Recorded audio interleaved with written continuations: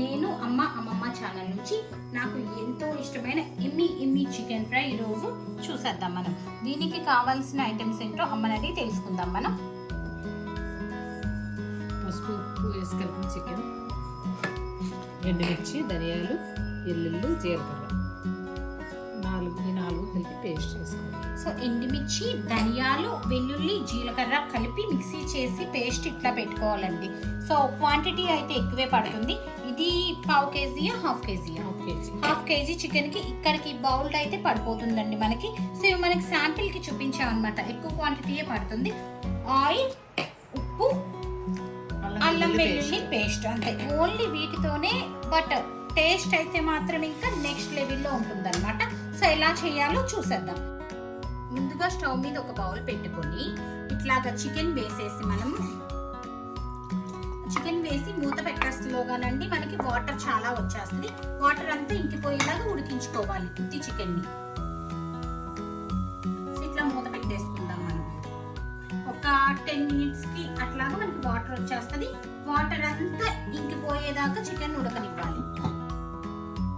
ఎంతగా ఉడికిందో చూద్దాం ఒకసారి మనం. నీళ్ళు వచ్చేస్తాయి, స్మెల్ కూడా మంచిగా వచ్చేస్తుంది. సో వాటర్ వచ్చేసిన తర్వాత దీంట్లో మనం ఇప్పుడు కావాల్సినంత అల్లం వెల్లుల్లి, ఈ హాఫ్ కేజీ చికెన్కి మనకు ఒక 2 స్పూన్లు ఈజీగా అల్లం వెల్లుల్లి పడిపోతుంది అనమాట. సో అల్లం వెల్లుల్లి వేసి మిక్స్ చేసేసుకోవాలి మనం. అల్లం వెల్లుల్లి మనం ఇందులో వేసి కలిపేసాం కదండి.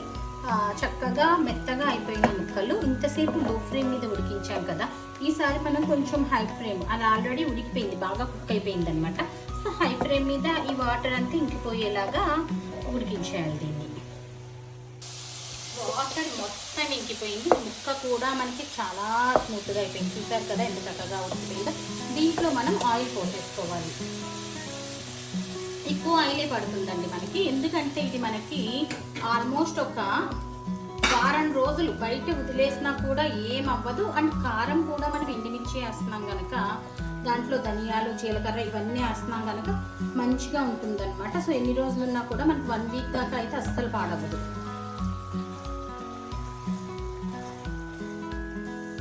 చికెన్ ఇలా సగం వేగిపోయిందండి దూర రంగు వచ్చాక. అప్పుడు మనం ఆల్రెడీ ముందుగా మిక్సీ చేసి పెట్టుకున్నాం కదా ఎండుమిర్చి, ధనియాలు, జీలకర్ర ఇవన్నీ, ఆ మిశ్రమాన్ని ఇందులో వేసేయాలి. ఇది యాక్చువల్గా కొంతమంది దోరగా వేపేస్తారు, బట్ దోరగా వేపితే పచ్చివాసన వస్తుందండి. దీన్ని కొంచెం ఎర్రగా వేపుకోవాలన్నమాట. దీన్ని మిక్స్ చేసేద్దాం.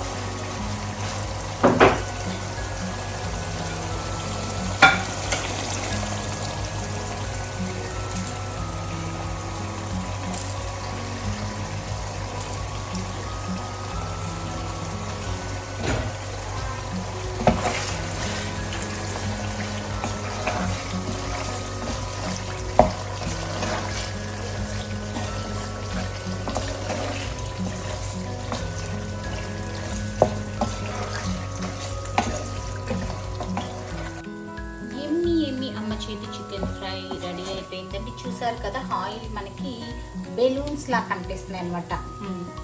సో ఇట్లా ఆయిల్ పైకి వస్తుందంటే మనకి కంప్లీట్ కుక్ అయిపోయినట్టే.